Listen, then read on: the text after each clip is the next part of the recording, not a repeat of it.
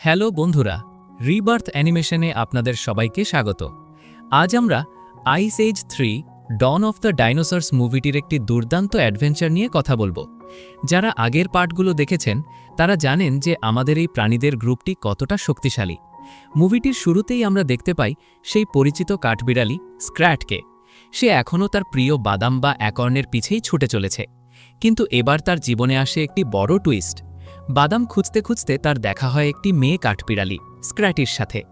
প্রথমে তাদের মধ্যে বাদাম নিয়ে দারুণ মারামারি হলেও দেখতে দেখতে তাদের মধ্যে ভালোবাসার সম্পর্ক তৈরি হতে থাকে। এবার আমরা চলে যাই আমাদের প্রধান চরিত্রদের কাছে। ম্যানি এখন অনেক বেশি চিন্তিত, কারণ তার স্ত্রী অ্যালি প্রেগনেন্ট এবং খুব শীঘ্রই তাদের একটি ছোট্ট বেবি আসতে চলেছে। ম্যানি তার অনাগত সন্তানের জন্য একটি সুন্দর কিন্তু অতিরিক্ত সুরক্ষিত একটি প্লেগ্রাউন্ড তৈরি করেছে। ম্যানির এই অতিরিক্ত সতর্কতা সবাইকে একটু বিরক্ত করছিল। এর মধ্যে আমরা ডিয়েগোকে দেখি। ডিয়েগো এখন অনুভব করছে যে সে তার পুরনো ক্ষিপ্রতা এবং শক্তি হারাতে বসেছে। একটি ছোট্ট হরিণ শিকার করতে গিয়েও সে হাঁপিয়ে ওঠে। ডিয়েগো ভাবে যে এই গ্রুপে থেকে সে হয়তো তার প্রাকৃতিক শিকার করার ক্ষমতা হারিয়ে ফেলছে। তাই সে ঠিক করে যে সে গ্রুপ ছেড়ে একা অন্যদিকে চলে যাবে। ম্যানি তাকে অনেক বোঝানোর চেষ্টা করে, কিন্তু ডিয়েগো শোনে না। অন্যদিকে সিডের মন ভীষণ খারাপ। সে ভাবে সবাই তাকে ছেড়ে দূরে সরে যাচ্ছে, তার নিজের একটি পরিবার দরকার। এই কথা ভাবতে ভাবতে সিড হঠাৎ একটি বরফের গুহার ভেতরে পড়ে যায়। গুহার নিচের দিকে গিয়ে সিড দেখতে পায় 3টি বিশাল বড় ডিম। সিড ভাবে এগুলো হয়তো অনাথ ডিম, তাই সে ডিমগুলোকে নিজের বাচ্চা হিসেবে গ্রহণ করে।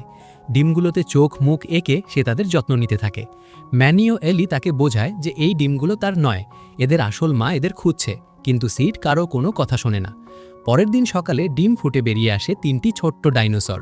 এরা ছিল টি-রেক্সের বাচ্চা। বাচ্চাগুলো সিডকে তাদের মা ভাবতে শুরু করে।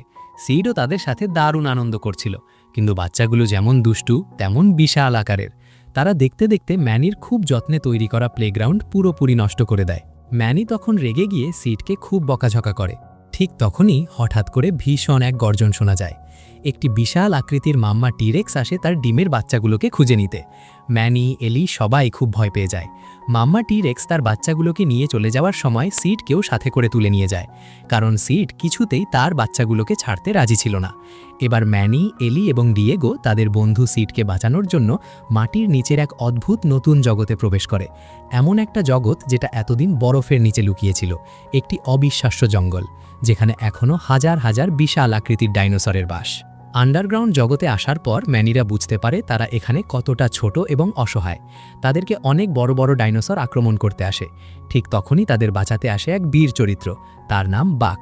বাক হলো এক চোখ কানা একটি উইজেল, যে একা একা এই ভয়ঙ্কর জগতে বেঁচে আছে এবং তার মধ্যে দারুণ সব সার্ভাইভাল স্কিল রয়েছে। বাক তাদেরকে বলে যে সিডকে বাঁচাতে হলে তাদেরকে লাভা ফলস বা লাভার ঝর্ণায় যেতে হবে, কিন্তু রাস্তাটা খুবই বিপজ্জনক। বাক তাদেরকে একটি ছোট্ট গল্প শোনায়, কিভাবে রুডি নামের একটি ভয়ঙ্কর ও বিশাল সাদা ডাইনোসর তার এক চোখ নষ্ট করে দিয়েছিল এবং বদলা হিসেবে বাক সেই রুডির একটি দাঁত ভেঙে নিয়ে এসেছিল। এখন সেই দাঁতটি তার ছুরি হিসেবে কাজ করে। বাকের কথা শুনেও ম্যানিরা পিছিয়ে আসে না। তারা তাদের প্রিয় বন্ধু সিডকে বাঁচানোর জন্য সামনে এগিয়ে যায়। রাস্তায় তাদেরকে চ্যাজম অফ ডেথ বা মৃত্যুর খাদ পার হতে হয়, যেখানে নিচের দিকে একটি অদ্ভুত গ্যাস ছিল। সবাই এই গ্যাসে আক্রান্ত হয়ে পাগলের মতো হাসতে শুরু করে। এমনকি বাক নিজেও এই গ্যাসে নিয়ন্ত্রণ হারিয়ে ফেলে, কিন্তু এলি একা সবাইকে টেনে হিঁচড়ে রক্ষা করে। অন্যদিকে সিড এখন মাম্মা টি-রেক্সের সাথে থাকছে। প্রথমে মাম্মা টি-রেক্স সিডকে পছন্দ না করলেও পরে সিডের বাচ্চাদের প্রতি ভালোবাসা দেখে সে তাকে মেনে নেয়। কিন্তু এই সবের মাঝেই তাদের ওপর অন্য বন্য ডাইনোসরদের আক্রমণ হয়, আর সিড একা একটা পাথরের ওপর আটকে যায়, যার ঠিক নিচে টকবক করে ফুটছে উত্তপ্ত লাভা। ঠিক এই বিপদের মাঝেই এলির লেবার পেইন শুরু হয়ে যায়, আর তার সাথে সাথে গুয়ানলং নামের একদল ছোট কিন্তু হিংস্র ডাইনোসর তাদেরকে ঘিরে ফেলে। ম্যানি এবং ডিয়েগো একসাথে মিলে তাদের হাত থেকে এলিকে রক্ষা করে। ডিয়েগো এবার বুঝতে পারে যে এই গ্রুপের সাথে থাকলেই তার ভেতরের আসল যোদ্ধা বেঁচে থাকে।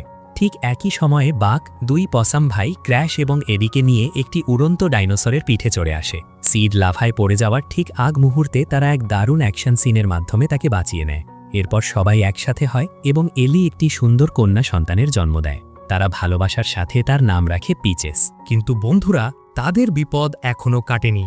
হঠাৎ তাদের সামনে এসে দাঁড়ায় সেই ভয়ঙ্কর সবচেয়ে বড় ডাইনোসর রুডি। রুডি তাদের সবাইকে আক্রমণ করে। তখনই পেছন থেকে মাম্মা টি-রেক্স এসে রুডিকে সজোরে ধাক্কা দিয়ে পাহাড়ের নিচে ফেলে দেয় এবং সিড ও তার বন্ধুদের জীবন বাঁচিয়ে দেয়। সিড এবার বুঝতে পারে যে তার ডিম থেকে ফোটা বাচ্চাদের আসল জায়গা এই জগতেই। সে কান্না জড়িত চোখে বাচ্চাদের বিদায় জানায়। সবাই যখন বরফের পৃথিবীতে ফিরে যাচ্ছিল, বাক ভাবে যে রুডি তো মারা গেছে, তার জীবনে তো আর কোনো শত্রু নেই, তাই সে ম্যানিদের সাথে ওপরে আসার সিদ্ধান্ত নেয়। কিন্তু ঠিক তখনই দূর থেকে রুডির গর্জন শোনা যায়। বাক বুঝতে পারে রুডি বেঁচে আছে, তাই সে দারুণ খুশি হয়ে আবার জঙ্গলে ফিরে যায় তার চিরকালের শত্রুর সাথে লড়াই করার জন্য। ডিয়েগো আবার গ্রুপে ফিরে আসে, আর সব শেষে আমরা দেখি স্ক্র্যাট ও স্ক্র্যাটিয়ের সেই বাদাম নিয়ে লড়াই এখনও চলতেই থাকে।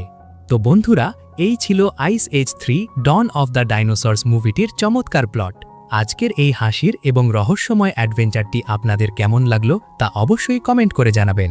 ভিডিওটি ভালো লাগলে একটি লাইক দিন, আর রিবার্থ অ্যানিমেশন চ্যানেলটিকে সাবস্ক্রাইব করতে একদমই ভুলবেন না। নতুন কোনো দারুণ মুভির এক্সপ্লেনেশন নিয়ে আবার আসব। ততদিন ভালো থাকবেন, সুস্থ থাকবেন। Good bye.